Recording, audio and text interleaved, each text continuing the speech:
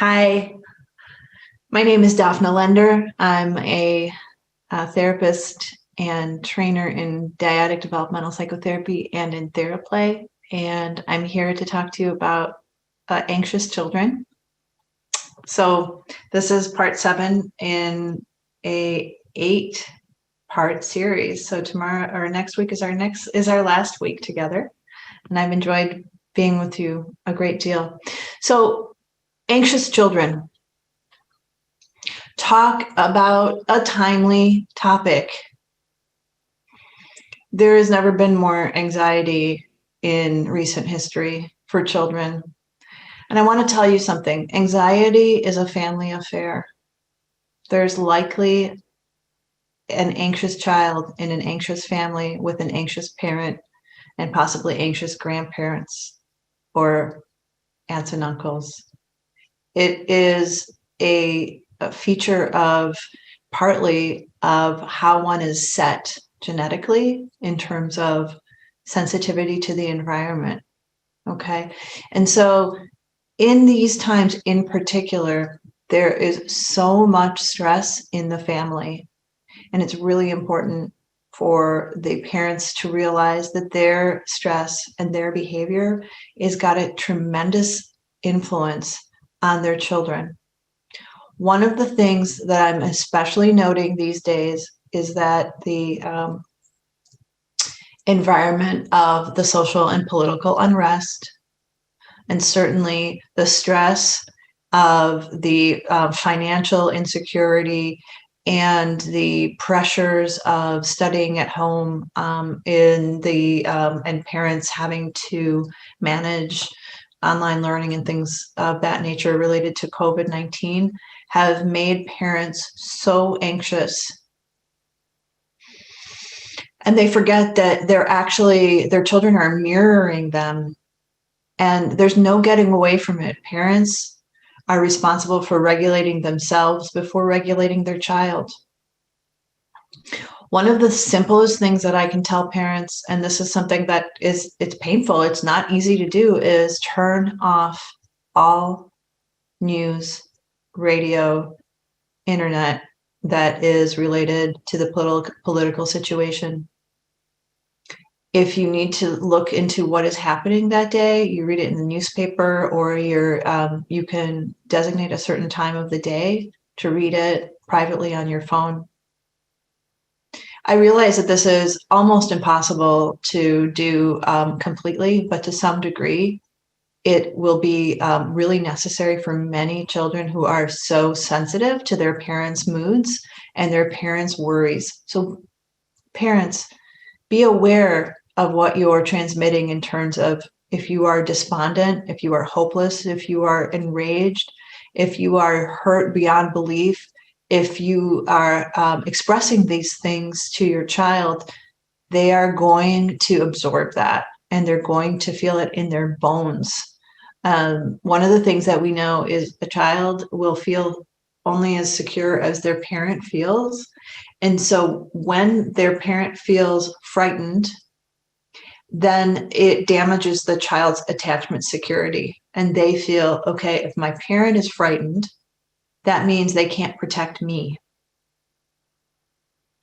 And so even if you're not bringing it out in ways of, if you're not bringing it out in such ways as saying, oh, I'm so despondent, I'm so worried, maybe you're not saying it verbally, but you may be transmitting it through your body language as you're looking at your phone or whatever, wherever you're reading. So be aware that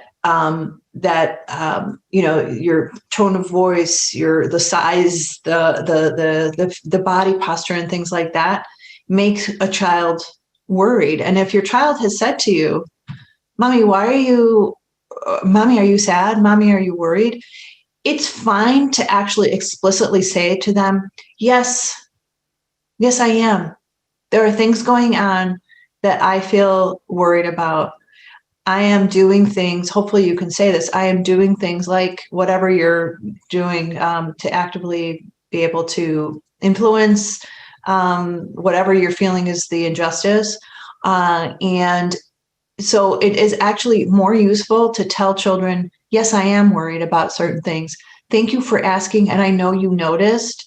Are you worried about me? So literally asking explicitly is actually better than denying and saying, oh no, sweetheart, it's none of your concern. You don't have to worry. Children don't buy that. They categorically feel that it is not reassuring and it's the opposite of what they're sensing. And so it actually creates an additional problem. And the additional problem is that there's a lack of coherence between what they're feeling on the inside and what they're being explicitly told. So if a child says, looks at you in a worried way and you ask them and they say, yeah, mommy looks sad or something like that, or worried, do explicitly tell them. And then the next right thing to do, friends and parents, the next right thing to do is to take a really deep breath yourself.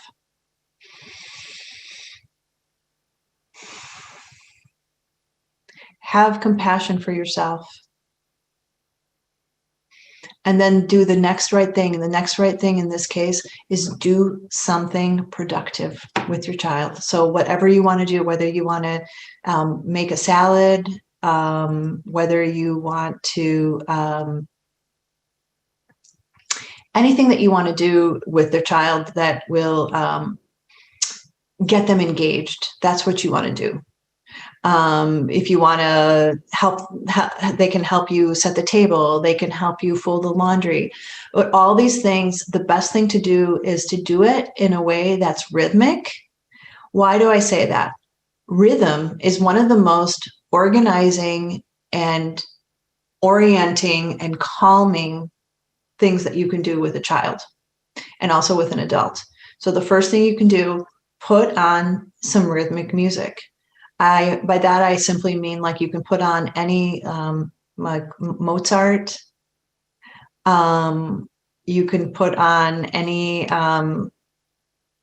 music that's rhythmic and organizing. Okay, and doing things by setting the table and being like, okay, 4 placemats. We have 1 fork, 2 forks, 3 forks, 4 forks, 1 knife, 2 knives, 3 knives, 4 knives. Okay, napkins. 1 napkin, 2 napkin, 3 napkin, 4 napkin. Okay. So speaking in a rhythmic voice and doing things in order helps to settle a child.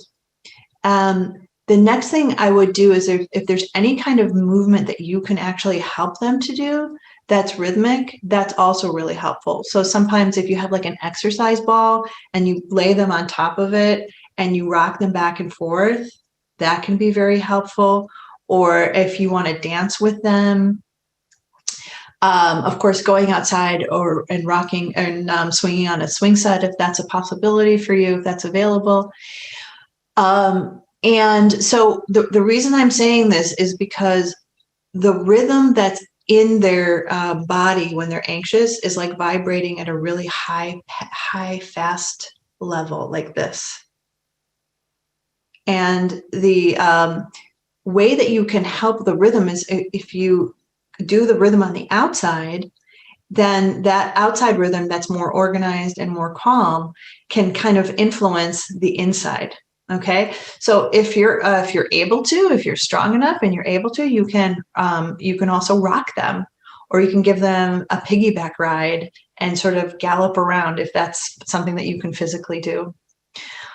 And anxious kids are often taught that they should do cognitive strategies, like think of whatever they're worried about and then try to conquer it in some way by drawing their worry going inside a pretend like jug, and then they close the jug and the jar, and then the worry gets hidden away and they close the cap, something like that. And I really like those kinds of exercises, but in the moment, they sometimes don't help the child because they're even too anxious for that. And so what is best at that time, they have to be sensory interventions that you do. And so one thing is reduce the amount of words that you use. You actually don't want to talk to them and give them choices. And and give them instructions of what to do, because the anxious brain can't process the words and it seems more like static. And so it gets them even more riled up and they get more upset. So you don't want to do that.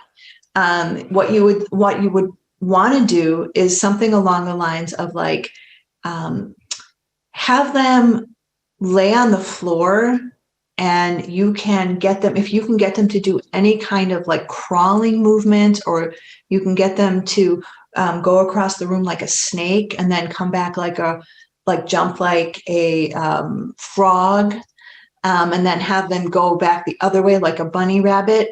Those physical exercises that are very grounding can help a child to feel more calm and more then available to doing the more cognitive strategies that they've been taught. Some kids have been taught, to do breathing and sort of imagine themselves blowing out a candle or things like that.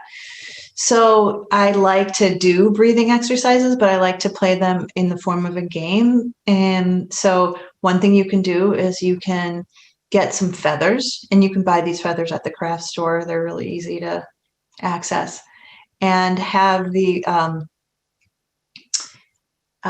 child blow a feather and see how far it can go across the room. And you can get different kinds of feathers. Some of them are heavier than others, and they fly in different ways. And then if they can just see how far they go across the room, you can also pass them from yourself over to them, and make a game out of it where you're passing feathers.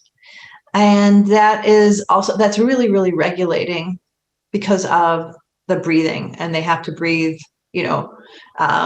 softer or harder, depending on if they are how far away you are. Another breathing game that you can just to help to calm is with a cotton ball. So this is another version where what you do is you place one cotton ball in front of yourself and one in front of the child, and see if you can, and you get on your tummy so that you're on the floor, laying on the floor, and see if you can blow the cotton ball all the way across the room in, let's say, 7 or 10 blows. If they can't do it in a certain number, that's fine. It's just a matter of blowing across the room. And you can also, if you don't want to lay on your tummy, you can also put a cotton ball on a big pillow or on a scarf between you two that you would hold, and then have the child blow the scarf or the cotton ball back and forth, and see if you can keep the cotton ball on top of the scarf. So those are some activities that you can do to help calm an anxious child. Once again, the important thing is to realize that when a child is anxious, it's their body that needs attention. You have to regulate them and intervene on a physiologic level first. So some kids enjoy taking a bath or taking a shower. Some kids enjoy having light touch on their arms or on their limbs, and that tingling sensation actually sort of matches on the inside what they're feeling. It kind of externalizes it and actually brings it, when it externalizes it, like brings them out of their body and into kind of and into the atmosphere, and dissipates some of that anxiety. Some kids like the same thing, like this firm touch on their feet. So you have to kind of work with your own child and discover what kind of body input they enjoy and that makes them feel calm. But I think it's a bit of a myth that at a time when a child is feeling anxious, they can't do it on their own. We expect them to auto-regulate and use the techniques that they may have learned in therapy or they may have learned in school about meditation and things. But those strategies that are self-directed are only accessible if you're feeling some degree of calmness already. And so that's why what we like to focus on, instead of auto-regulation, we like to focus on co-regulation, which means that you need a co-regulating other. You need that person right next to you that is the co-regulating other to help you, to do things with you and for you, as opposed to you having to do it by yourself, because at that time you can't initiate it because that part of your brain is not online. So even as simple as, just going outside and taking a walk, the walking, the side to side movement of the pace of the feet on the pavement is just wonderful for rhythm. Another thing is children may be anxious for a specific reason, but they don't know what it is. And it could be that they're afraid of something specific. You might be able to help them to figure out what it is just by saying something like, oh, you know what? I wonder if you're worried about something. And the key is that not to expect their answer to be in words, but more so by their body language. So you could say, with curiosity, do you know why you might be worried? And if they don't know, if they say they might shrug their shoulders, you could say something like, oh, it's okay not to know. It's really okay. Would it be okay if I took a guess? And sometimes kids won't say yes because they don't want to feel like they're under pressure to endorse one answer, or they feel like they don't know what you're going to say and whether it's going to get them in trouble. So they don't quite understand. So they might shrug their shoulders, or they might just kind of look like, like they're thinking about it. And you could say, okay, so if you're shrugging your shoulders, that means I'll try, and you don't have to say yes to any of my guesses. And then you have to kind of guess to yourself. Now, you're not expecting an answer. So you can look up at the corner of the ceiling or think to yourself as if you're like kind of like a detective or a scientist that's musing about something. I wonder why Sally would be worried right now, at 4:00 in the afternoon on a Tuesday. Could it be that she's worried that maybe she won't be able to do her homework right, and that she might feel like if she gets into an argument with me that she feels like she's going to get in trouble? And then you kind of look at the kid and just look and see if they're resonating with it. A lot of times, once again, they're not going to say, yes, that is exactly it. They just might have a shift in how they look at you or how their body posture is. So they might go, like, oh, that was a moment of recognition. If they just kind of look away and don't have any sense, you could say, I wonder if there's any other reason. Could it be that they're worried that because we had arguments at the dinner table before, that maybe and dinner's coming up, maybe you're worried about arguments at dinner? Or, could it be that your brother's going to, come in and mess up your room because he did that yesterday, and that made you really upset?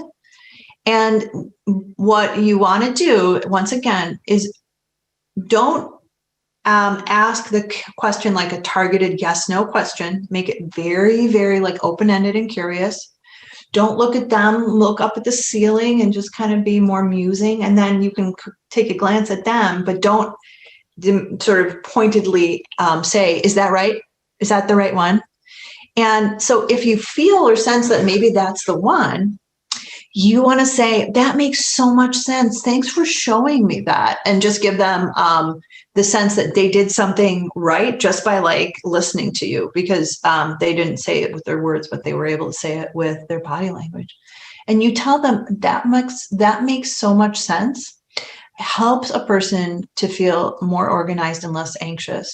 And at that point, you might be able to, because they feel more connected and less anxious, more connected to you and less anxious, they might be able to tell you, if you ask them, what would make it feel better? Do you have any ideas? And they might be able to tell you, because they feel more understood.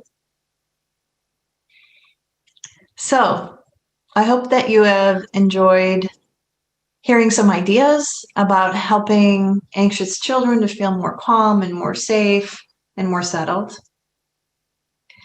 And I will see you here next week for our 8th conversation about practical attachment. strategies for parents. Thank you. Thank you for coming.